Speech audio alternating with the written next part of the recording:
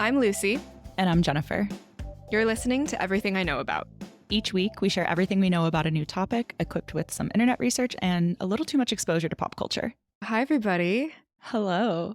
Today, we are looking at the social norms around paying for things for others. From gifts to obligations, how we spend money in ways that speak to our culture, our values, and how we may or may not be afraid of judgment from others. The main topics on deck are going to be about weddings, showers, bachelorette parties, who pays on a date even, and, of course, tipflation.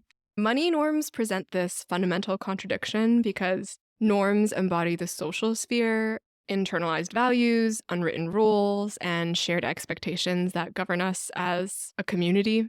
Money, on the other hand, is in the economic sphere of markets, prices, incentives, and rationality. Clearly, these two ideas contrast, but when we talk about these situations where money directly influences if you're behaving in a societally acceptable way, then things get really complicated because you've got these two contrasting, almost opposing forces. And sometimes social norms work in direct opposition to what your self-interest is. I mean, Jennifer, you were talking about how there's been a couple situations you've been in lately where your friends have had major events and you've, as an amazing friend, flown to go support them and spent a fair bit of your own money, which is a topic that you and I have both been more conscious of lately because we're working on our own startup. And so, yeah, we're self-employed. Yeah, we're self-employed. And so working from our savings. Yeah, I'm 29, Lucy, you're 30. So we're right at that age where everyone is getting married and or having their big 30th birthday parties. And it really starts to add up. I felt this last year when I was preparing and saving to quit my job. I was like, damn, I'm like really spending a ton of my discretionary income flying all over the place, doing all these events. And I feel not only guilty saying no, but I want to do these things. Like you want to go and support your friends. They're fun. Weddings are fun. Bachelorette parties are really fun. And I feel like I've seen this trend where everyone is either trying to outdo each other or say, you know what, I spent so much money on everybody else's event and it's my turn now, so I'm going to go ball out on my turn. I didn't talk to anybody about this because I felt honestly pretty guilty about feeling this way. But then I started seeing on social media a lot of creators talking about how all the spending for bachelorette parties, the bridal showers, all the stuff that goes into even being a bridesmaid. And then when you actually have to pay for your wedding, how much that's costing as well. It's just gotten totally out of control. The norms have shifted for sure. And I even started seeing pieces from financial institutions, one of them being Ellevest, a company that I used to work for. It's a female investing firm focusing on women's financial freedom. They even had a piece from their blog about how much people are spending on bachelorette parties and how it's really eating into savings. Like you actually have to budget for doing all this stuff for your friends now. It made me start to wonder, like, hey, are we all kind of feeling this way and just not talking about it? And it's kind of become a taboo to say, you know what, that's a little too expensive for me. Or like, hey, can we do something a little more in my budget? Yeah, I feel this just as a norm. Also, like living in New York City, I think things are expensive. And yes, definitely me and my peers are getting to the age where people are doing nicer things, which great, love it. But that lifestyle inflation, when you're expecting your friends to also participate and pay their share, can become a lot. And I was so shocked to find that actually people are going into debt to go to bachelorette parties. This survey Credit Karma did in 2019 found that 1 in 3 millennials have gone into debt to attend a bachelor or bachelorette party. That's absurd. So I think, absurd. Yeah, I think that like social norm, social pressure feeling you're describing is really valid. And having actually worked in the wedding industry, because in a prior life, I ran a startup in the wedding space. And so I saw this in particular with brides who were my main clients. And I saw this issue come up with them and their friends where oftentimes it did drive a wedge. Interestingly enough, I saw this survey that said usually people feel that the bride is the one putting the pressure. And I feel like that's just because brides are the one planning. They have all the details. Not like the groom knows even what's going on usually. Yeah, and I feel like it is kind of predatory on women too, the wedding industry in particular, and all the stuff that we feel we have to do around a wedding, including a bridal shower, the bachelorette party. It's not the groom that feels like we have to ball out for all of this stuff. It really is this idea that gets planted in us as we're small. You're going to have a beautiful wedding in this big ball gown, and this is your time to shine. This is your like modern cotillion moment stepping out, and like, you're going to be the princess for the day. And then everyone wants to spend money on it and people go into debt. This little girl dream desire that got injected into us by our culture. And then now we have to literally pay for it as we get older. I found this really interesting infographic from Axios. They had a chart of all of the rising costs of wedding items and it's itemized. So from 2019 to 2022, we had 14 percentage points of inflation. DJs went up by 25%. Everything basically from makeup artists, flowers, the dresses, hairstylists, all went up by over 20%. However, the only thing that has gone down, can you guess? I'm surprised anything has gone down. I don't know. Groom's attire. Oh, shocking. Down 3%. Wow. I mean, that just totally speaks to me. That's like a different version of the pink tax, right? Like, oh, men don't want to pay for this, so we got to get them to do it somehow. Yeah. We don't really care about price gouging the tuxedo, but we'll price gouge your wedding dress. Yeah, that's crazy. One of the things that I found really interesting as all my friends started getting married, I didn't realize some of the etiquette, I guess, around who pays for what with weddings. When you're bridesmaid, this isn't even your wedding. You pay for your dress, you pay for your makeup getting done, you pay for your hair. Obviously, you're paying for all of your lodging to be there. And my jaw dropped when I heard that is how that works. I'm like, wait, so someone's forcing you to buy a dress, get your hair done, and get your makeup done, but then you have to pay for it. And then oftentimes there's like nails too. And it's a whole event. I actually talked to my mom about it the other day. I was like, was that normal when you got married? And she was like, yeah, everyone always paid for their bridesmaid dresses. It was always like that. I couldn't believe it because I was like, wait, that person's probably never going to wear that dress again. You're asking them to buy it. Yeah. That feels like something that you should pay for. Well, I feel like this is like the movie 27 Dresses, right? Yeah. Where she has like all of those ugly ass dresses she bought with her own money. But like, okay, that's not a real woman being depicted. She's just like obsessed with weddings. Most people are not like that. No. And then what I think is really funny too is when people get asked to be a bridesmaid, the bride often sends them this beautiful box of gifts. And it's like, will you be my bridesmaid? And it has like maybe a piece of jewelry in it, like a diptyque candle and like mini bottles of champagne. That box plus shipping it out has to cost over $200. Yeah. And then you're multiplying that by all of your bridesmaids. Just pay for their hair. Maybe pay for their dress at that point. The box is just an Instagrammable moment. Yeah. Like, that's not tradition. I don't know. I have feelings about this, clearly. Yeah. I mean, I think it's gotten so mixed up nowadays. You see something on social media and so you want to do it. It's interesting that your mom said it was always that way because I do think in the past, even if you were paying for your dress, your social circle, they were most likely people with similar means as yourself. Like they were your friends because they had similar jobs or they were in a similar income bracket. And I think as a result, that idea of like, oh, we're going to a bachelorette party, but it's just a nice dinner and like karaoke or like a strip bar after, like that thing that you see in old rom-coms. I think that was much more accessible of a price point, even if you were always paying for it. And I think nowadays, because of social media, you're just exposed to wealthier people. And of course, you don't know how much they make, but they're posting that they're having these amazing, I don't know, like international destination bachelorette trips. And it changes your psychology around what you should have. Because it is very much sold to us in America as like a treat yourself. This happens once in your life. And so if you pick up these social cues like, oh, well, to treat myself, I need to have it be at this level of luxury, then all of a sudden the prices are obviously going to inflate. And then your friends are, even though they're still paying for themselves, they're paying a lot more. Yeah, totally. And you can't be the friend that says no. That is so unacceptable. You cannot be that friend. And you can't be the friend that says, hey, this is a little too much. Yeah. There's also a lot of social stigma around even speaking up, because if you do say, hey, this is a little too much, I think people are nervous that that reflects that they don't have enough money or they're like not as successful as their other friends who are totally fine paying.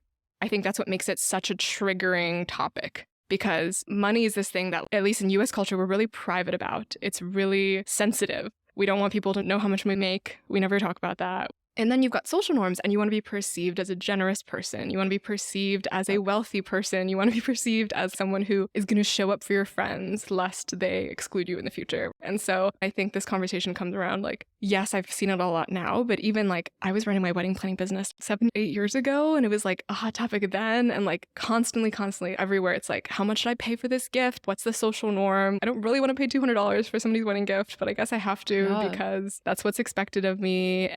So if we know that social norms around money hurt us, why do we follow them? And there's 3 main reasons. The first is internalization. You've developed and were socialized to have a sense of fairness. And even if nobody is watching, it can trigger emotional reactions within yourself. It's your own self-judgment. 2, social image and self-image. We like to think of ourselves as good, generous people, and we will try to do behaviors that reflect that. And then finally, 3, social learning. If you're in a group that behaves in a certain way, you're more likely to adhere to whatever the group is doing, which is why if all your friends are signaling that they value a fancy bachelorette, wedding, or baby shower, you'll fall in line. Speaking of social norms, did you watch that Sex and the City episode I told you about? Yeah. Wait, did you like it? I mean, I found it very relatable. The episode we're talking about is called A Woman's Right to Shoes. So the basis of the episode is Carrie is attending a baby shower for her friend Kayla. It's a shoes off party because it's inside the home. And like to me, that's totally normal growing up in an Asian household. But Carrie is shocked by this request to take off her shoes. So she does. And of course, Carrie, she has very expensive taste in shoes. She's got these new Manolos that she takes off. And then at the end of the party, they're stolen. They're missing. This like very awkward real life moment where she's like, okay, you asked me to take off my shoes and now they're gone. So are you going to like pay for them? To her friend Kayla. And at first, Kayla's like, yeah, of course, no problem. And then she finds out that they're $500 shoes. And she's like, oh, actually, I'm having a baby. This is way crazy. Carrie takes this as like, okay, well, I've gone to your bachelorette party. I've gone to your wedding. I've gifted you items off your registry for all those things. Now I've just given you an expensive baby shower gift. And me, as a single woman in her mid-30s, I haven't had those experiences or those milestones yet, or I might choose to never. And how come there's no occasions to give me things? Why is it that it's only around these very traditional milestones where your friends are expected to treat you as a queen and give you things? What if you don't have those milestones? Then are you just never celebrated? And I thought that was pretty profound. No, it's profound. It's an interesting topic. And I thought it was really funny too that she like makes the fake wedding registry and puts her shoes on it. So like that's how it ends. Yeah. And then she gets the shoes. It works though. Like this social norm of the registry being the thing that triggers Kayla to be like, you're right. Yeah, that part's crazy. But I did read this Business Insider opinion article on this episode. Oh. And the person who wrote the article was definitely on Carrie's side. She was like, I'm a single woman in my mid-30s. I don't ever want to be a mother. Mm-hmm. I'm not getting married. Why can't I have a registry for getting a new job? Or like, why can't I have a big party? Why can't people buy me gifts because I just bought a house or these big milestones? And I get the sentiment. Believe me, I do. But my qualm with it is we're just upping the ante. Because what happens is it's not just single people who now get gifts for getting a new job. It's like, okay, now we're expected to give everyone a gift for a new job. Oh, just because I'm married, does it not matter that I got a new job? It's like everyone wants their little gift-giving moment. And I understand. Very frustrating if you choose not to participate in that. And I think the answer is not give more gifts. I think the answer is stop expecting everyone to give you such expensive shit for choices that you make in your life. Yeah. That's my 2 cents.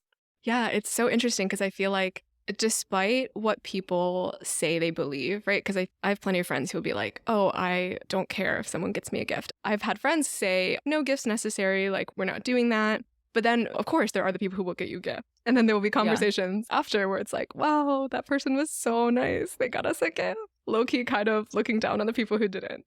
Oh, yeah. The difference between what we believe versus how we end up acting because of social norms also plays a huge role in dating and who ends up paying for the date. Yeah. I was reading this article in the New York Times about how, like, of course, younger people, Gen Z, they believe in equality. They believe in women's rights. They're feminists. And yet, surprisingly, it's usually the man who pays still. Why is that? I found the same research and that didn't check out with my own personal experience, but we'll get there. So in general, Americans, men pay for more of the first dates. So there was a paper in 2023. This is a peer-reviewed study too, so we can trust the numbers. They surveyed 552 heterosexual college students in North Carolina, and they asked them who they expect to pay on dates. And the researchers found that men paid for all of the dates, not just the first, around 90% of the time. Dang. Which is so high. And women paid for only about 2% of the dates. And they split about 8% of the time. Those numbers seem really low compared to what I would have assumed or what people say and like talk about. Oh my God, absolutely. Ever since I was probably 26, like after I got my software engineering jobs and I was making 6 figures, I split all my dates.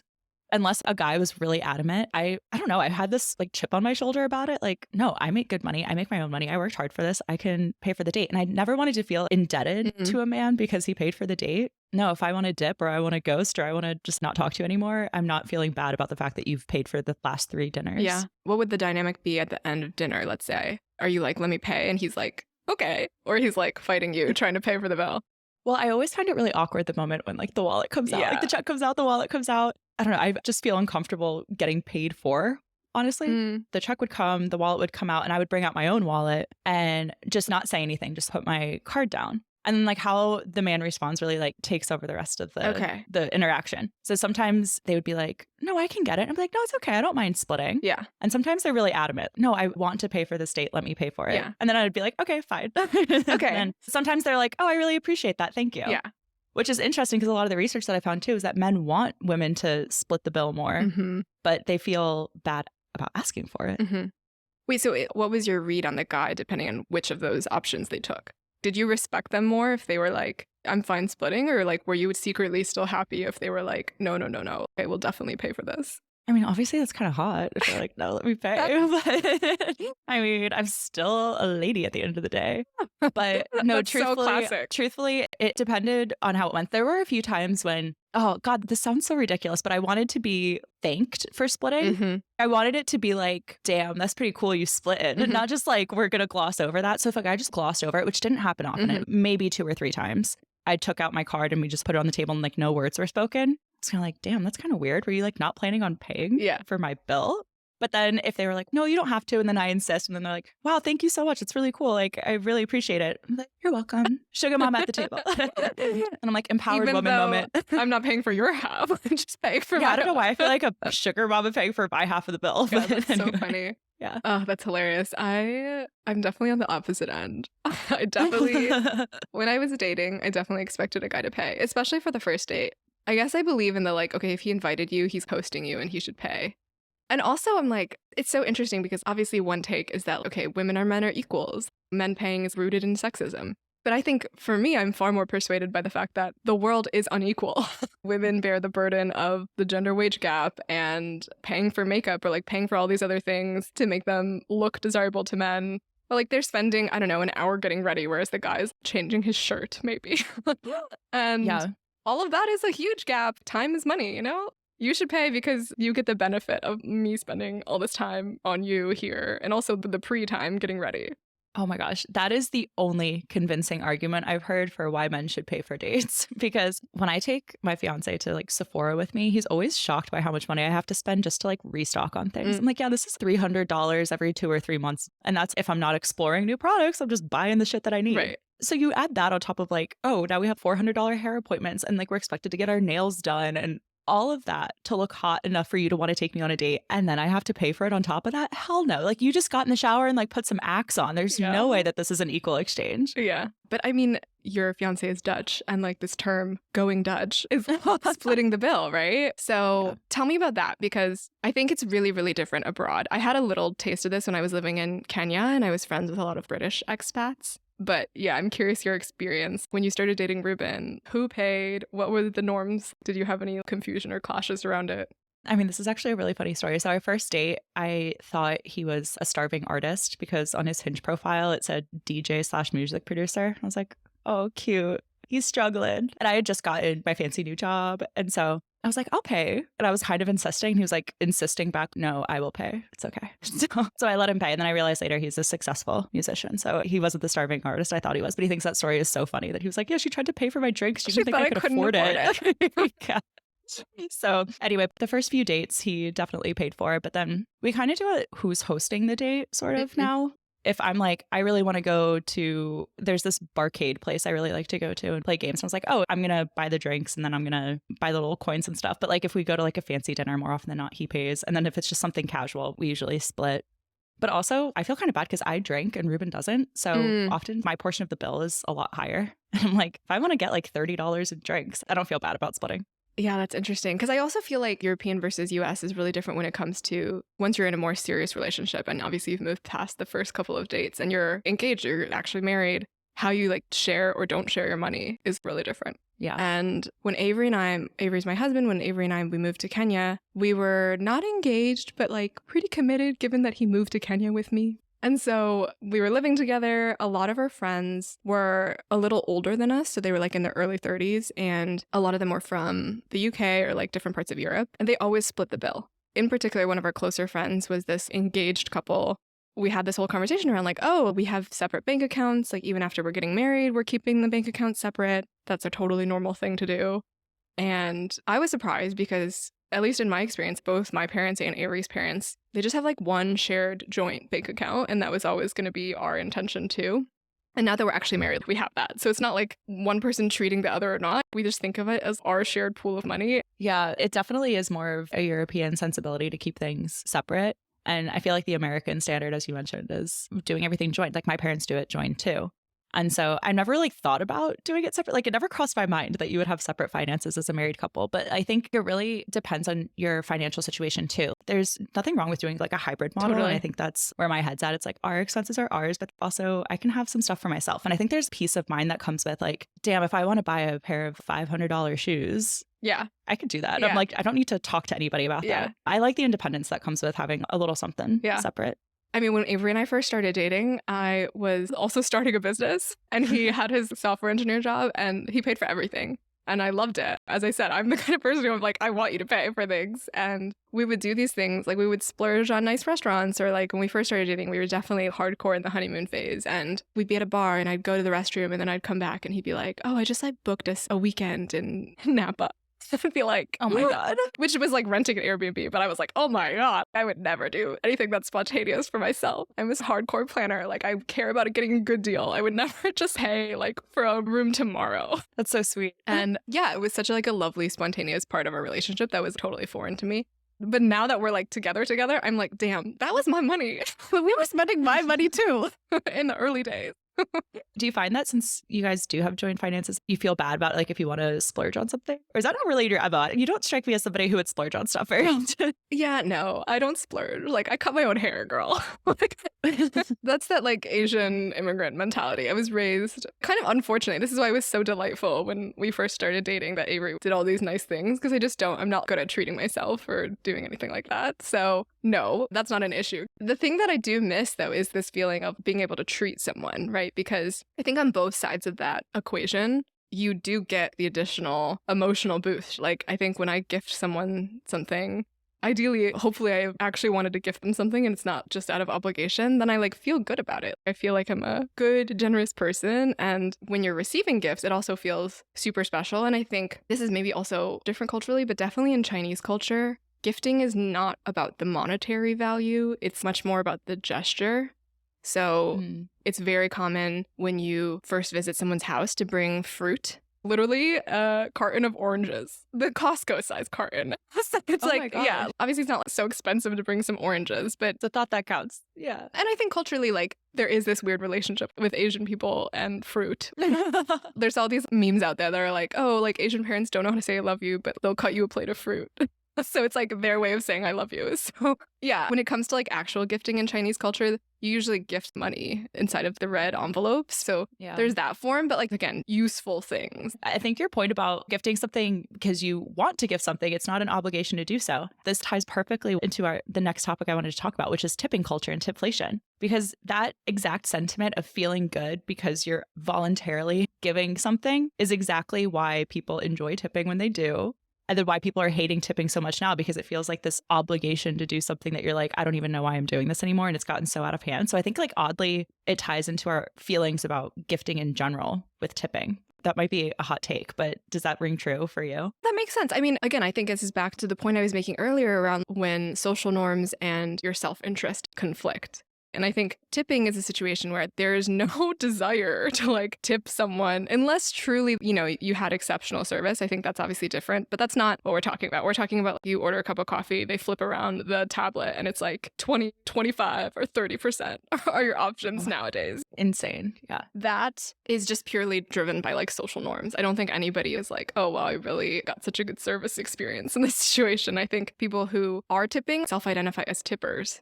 And then you have the other side of things, which I've been seeing on social media more and more, like people who are refusing to tip. Even in traditional situations where you just had a meal at a restaurant, you would normally tip 18 to 22%. There was a server there that makes most of their money from tips. And yet you are saying, no, I absolutely refuse to tip you, even if they did a good job. And that I feel like I personally would never do that because, maybe you're kind of fighting against the system, but like who is suffering? It's that person right in front of you is suffering, Yeah. Oh, this is such a complex issue. I have so many thoughts on it. But it's funny you say that because that's actually something that I found on Reddit because I was doing some research into how Gen Z feels about tipping. And like millennials are starting to feel similar to Gen Z. It seems like not only a generational divide, but just tipping culture has gotten different in the past few years. I mentioned tipflation at the beginning of the episode, but it is a thing. I think I mean, this is anecdotal, but I think it's kind of spurred on by Square, that Mhm. iPad software, because you're right. You just flip it around and then your automatic choices are like upwards to 35% for coffee. So I think like in these situations where you weren't traditionally expected to give gratuity, and it is called gratuity for a reason because it's optional, right? Mhm. Not so much optional or like you're doing it out of the kindness of your heart anymore. And so there's been way more discourse around, especially with the squeeze in the economy and people having less discretionary income, like, why am I tipping so much? And you can't change tipping culture by not tipping. But then on the flip side of that, should the consumer be subsidizing the business then? Like, I understand that it's not the service worker's Yeah. fault for not making a lot of money, but is it my fault as the consumer that the business wants me to subsidize their cost of labor? Yeah, no, it's not. And I think this is like No. the really tricky issue because there's no way to win as the consumer. You can't change the system. And I do think because of the pandemic, when a lot of people got laid off, they were having more issues making ends meet. Or like even when like eggs cost $6 a carton all of a sudden because of inflation. Yeah. I do think it's more in the discourse now because people are feeling the pinch on their wallets. But this is like a tale as old as time. Ever since tipping was invented, we've had the anti-tippers. We've had these same conversations. I listened to Throughline. Do you know that podcast? No. It's an NPR podcast. It's really good. I highly recommend. But they basically look at modern phenomena and then find the history behind it. They did a tipping episode, and I was like, wow, this is crazy. It's, for anyone curious, it's called The Land of the Fee is the episode name. But the history of tipping is super fascinating. Tipping was actually not a thing in America until the Civil War. The roots of tipping are like 17th century Europe, and it was very much a feudal thing, and therefore Americans found it very distasteful. Obviously, the Revolutionary War was very anti anything Europe, and like it was seen as this very classist system. And literally the history of tipping is you would have like a footman. You would be expected to tip him when he like helped you out of the carriage. And then it wasn't until post-Civil War when there were all of these freed slaves who could not get jobs. They weren't educated, obviously, because they weren't allowed to have an education. And so suddenly in the United States, restaurants started hiring former slaves to be workers, and they paid them only on tips. And then the Pullman car, do you know the Pullman car? No. It's like this famous train. George Pullman created this luxury train experience where the Pullman cars were like the business class cars. Really fancy, nice experiences that even as a middle-class American, like you could afford to buy a train ticket. But the way that he made it feel so upper class and exclusive was he hired Black men who were former slaves from the South. And they were essentially bellmen. So they like had to come if you ring a bell. And not only did they help you with your luggage, but they would play with your kids. They would make your bed inside this overnight sleeper car. And they operated on tips. And so since the train cars were traveling all across the United States, it spread the practice. There were people who were super anti-tipping. They were saying this is a racist system. Why is it that Black people aren't able to make a wage? And also racist against Blacks in the other way, where it's like, okay, it's totally unacceptable to tip a white man, but I guess if he's Black, it's okay. And yeah, it was even such a big movement that William Taft, when he ran for president in 1908, one of his biggest boasts was that he didn't tip his barber. I think that's crazy because if you said that today, you'd be like, oh, you're so cheap. That's horrible that you don't tip. Interesting. Yeah. Wow, I didn't know it had those roots. Yeah, and so I think tipping being so tied to power and status is even still true today because who relies on tips? It's restaurant workers today, right? The history behind that is in the New Deal times, they passed the minimum wage law. They excluded restaurant workers.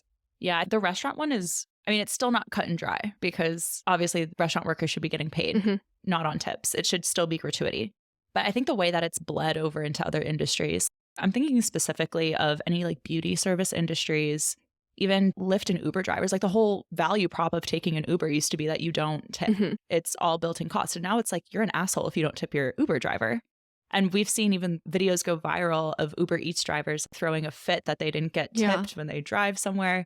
And as a consumer, I'm like, well, shit, I'm already paying an extra like $10, $15 to get this delivered to me. Like, why isn't Uber covering their costs of labor? Why is this my responsibility? But then it's that old hangover effect from the restaurant workers where it's like, oh, we're just going to take advantage of the fact that you already have this idea of tipping and you're accustomed to it. I found a quote on Reddit from a Lyft driver, and he said, it makes a difference because you're not making ends meet the way Uber pays you or Lyft pays you by themselves. People say tipping culture is overdone, but they don't see it as Uber has cut your wages to the point that you need it. That's so tough for that driver. And I understand his dilemma, but at the same time, it's not my responsibility to pay your wages. It's Uber's responsibility. Yeah. How will the system ever change, right? If we all keep tipping, then the business in the middle has no incentive to ever change. Yeah. And it's misdirected anger. Don't get angry at the woman not tipping you $10. Get angry at Uber. Yeah. And I am particularly like a little bit pissed off about the tipping culture in beauty industries. When you get your nails done, when you get your hair done, when you get a facial, those services are already so expensive. Basically, only women do them. And you're expected to tip 20 to 30% on top of that. And then you get shamed online. Like people go online, like, tip your hairstylist. I'm like, my hair is $400 to get a cut and balayage. And then 20% on top of that, that is absurd. And I do it because I love my hairstylist and I don't want her to like drop me as a client, but I feel annoyed that I'm compelled to do that. Do you think it would make a difference if instead of charging you $400, they were like, it's $480 and there's no tip?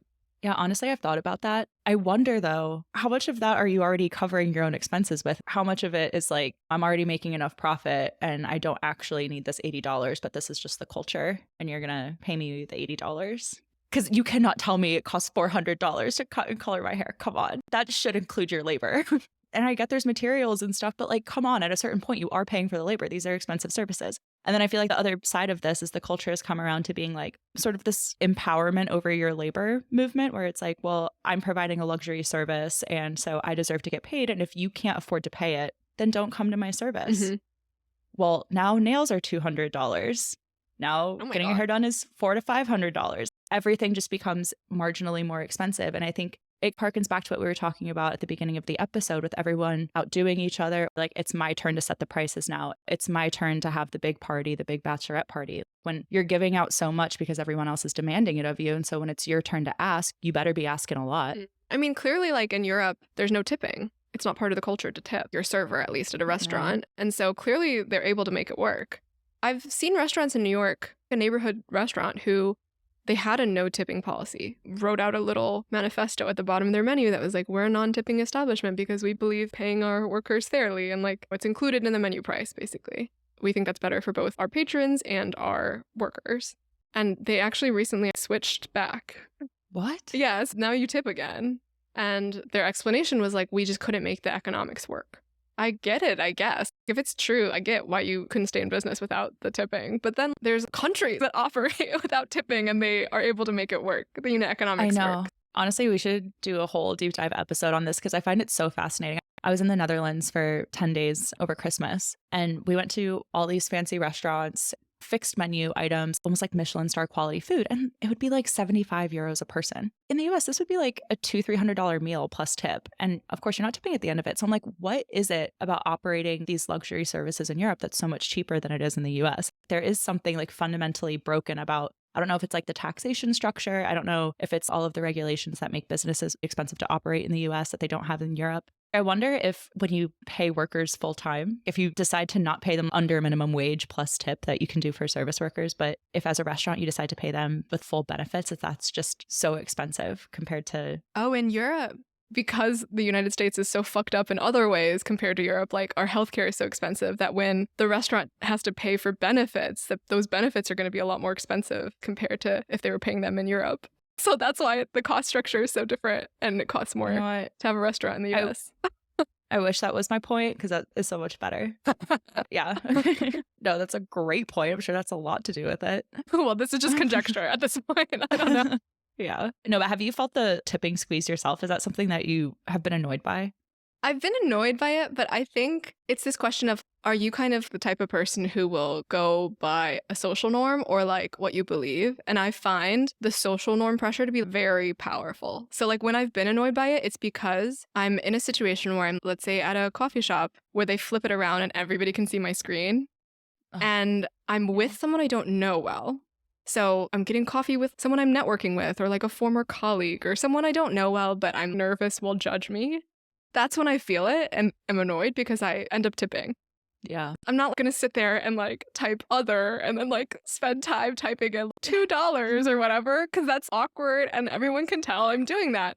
Instead, I feel the pressure to press one of their buttons, which are often more than I would have wanted to tip. But I'll do it and then I'll feel bad. I'll feel like, dang, I caved. And then I'll think about it the same day later on. And I'll be like, I wish I had been strong enough to just sit there, be awkward and do that. So. Yes. Though that's so real. It's not just the social pressure that you have internally. Everyone can see you on these stupid square things now. Yeah. God. In some ways, I know that social norms are meant to help us function as a society, help us be more collaborative and like unselfish. But then in other senses, I feel like it is a trap because also the types of people who feel more pressure to adhere to social norms often are the ones with less power in society. Because if you do have more power, you've had situations in your life where you've gone against the social norm and you haven't been punished because you are in a position of power. People who are minorities, you kind of just feel trapped by the system, even if it's not something you agree with. And I feel that being Chinese American, I feel that sometimes just because culturally I'm between two cultures. Like, okay, I get that there's this American tipping culture, but tipping is not a thing in China. And even the way we think about money, I think, is slightly different. There's also this negative stereotype that Chinese people or like Asian people in general are really cheap or like they're bad tippers, that there's that perception. But yeah, it's a tricky topic. Totally. There's that perception with Europeans too, for sure. I think like everyone who's not American is shocked by the American tipping standards. But so in China, there is no tipping culture or? No, it's like Europe. None at all? Wow. I mean, I think it was Japan that I heard this in, that like even tipping can be seen as derogatory. There was a culture notice for Americans traveling just for a vacation. Don't tip because it's actually seen as rude. Because they're not being nice to you to get a tip. They're being nice because they take pride in their profession and they want to be hospitable. And so if you give them a tip, it cheapens their work. Yeah, I don't know if that's true in Chinese culture. The thing that's complimentary in Chinese culture is if you like burp, you like slurp your food. That's considered you're really enjoying the food. Yeah, you're enjoying the food. Yeah. Whereas like that's considered rude in America, you know? We should switch that up. No tipping. Yes, burping. Let's do that instead. Yeah, I feel like we've covered a lot of ground. We've certainly opined on everything that we feel forced to pay for. But I think the most fascinating thing for me when I was doing this research is just this idea that despite what you believe, you behave in a certain way just because of social norms. And I don't really want to like think that I do that or I'm super susceptible to that. So I think if anything, for me, it's more like the next time I'm in a situation where I'm getting coffee with someone, I will refuse to tip and I will not do it unless I like really want to do it. Because it's those moments that cause friction for me when I feel like I didn't believe in that, but I did it just because I was self-conscious about how people might view me.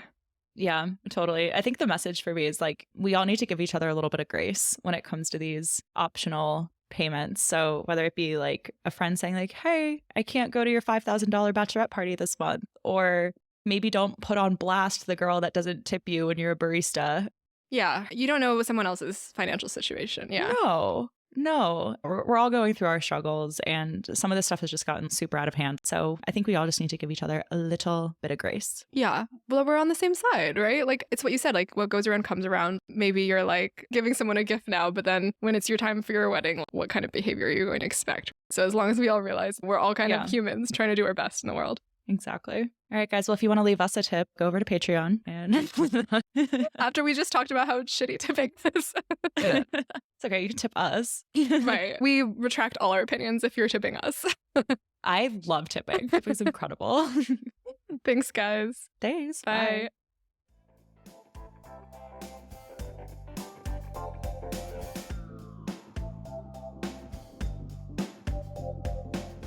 If you enjoy the pod, we would love for you to give us a follow and rate us on Apple Podcasts, which helps us get the word out and reach new listeners.